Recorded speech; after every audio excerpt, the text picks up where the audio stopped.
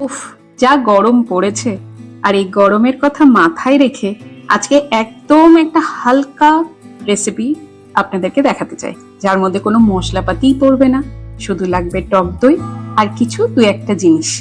তো শুরু করি। তার জন্য লাগছে 200 গ্রাম মতন দই। দইটাকে একটু ফেটিয়ে নিতে হবে। আজকের রেসিপিটা ভীষণ চটজলদি হয়, আর এটা হলেই না আর কিচ্ছুটি লাগবে না। ছোট থেকে বড় সবার খেতে ভালো লাগবে। দেখুন, দই ফেটানো হয়ে গেছে। এর মধ্যে দিয়ে দিলাম 50 ml মতন জল। জলটা দিয়ে কিন্তু ভালো করে আরেকবার মিক্স করে নিতে হবে।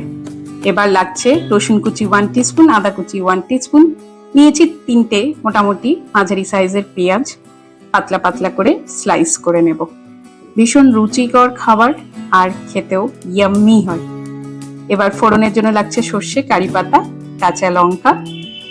কড়াইয়ে দেব হচ্ছে 2 চামচ মতন তেল।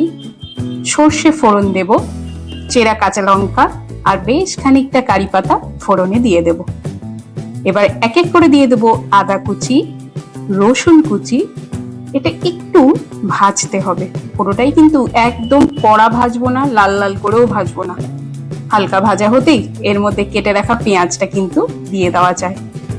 পেঁয়াজ একদম বেশি কিন্তু ভাজবো না, হালকা গ্লসি কালার হবে ততক্ষণ পর্যন্তই কিন্তু ভাজবো। রান্নাটা দেখতে থাকুন, ভালো লাগলে কিন্তু বাড়িতে অবশ্যই করবেন। একটু দিয়ে দিলাম হলুদ, 1/2 টিস্পুন মতন হলুদ দিলাম, তার বেশি দেব না। হলুদের একটা গন্ধ থাকে, সেটা দূর হওয়া অবধি কিন্তু ভেজে দিতে হবে। এবার দিয়ে দেওয়া হচ্ছে মেইন যে জিনিস, যে রাজা, তা হলো দই। দইটার মধ্যে জল এতটা পরিমাণ দেবেন না যেন একদম পাতলা হয়ে যায়, সেটা বুঝেই দেবেন। এখন দিয়ে দিলাম স্বাদ মতন নুন। ব্যাস, আর কি চাই। আমার কিন্তু আজকের রান্নাটা একদম কমপ্লিট।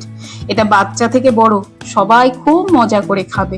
এটা ভাত বা স্যুপ হিসাবেও খেতে পারে। কিন্তু আজকের রেসিপিটা কেমন লাগলো? ভালো লাগলে কিন্তু অবশ্যই লাইক, শেয়ার, সাবস্ক্রাইব করে পাশে থাকবেন। আর চ্যানেলে দেখানো রান্নাগুলো কেমন লাগছে সেটাও কিন্তু কমেন্ট করা যায়।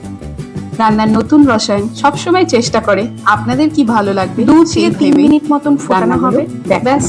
তাহলে আজকের এই মুড়ু কারি রেসিপি একদম রেডি। এটা একটা কেরালিয়ান ডিশ, ট্রাই করুন, অবশ্যই বলছি ভালো লাগবে। গরম গরম ভাতের সাথে এটা হলেই আর কিচ্ছুটি চায় না। আজকের মতন রেসিপিটি এখানেই শেষ করলাম। ভালো থাকবেন, দেখতে থাকুন আমার চ্যানেলে রান্নাগুলো। ধন্যবাদ।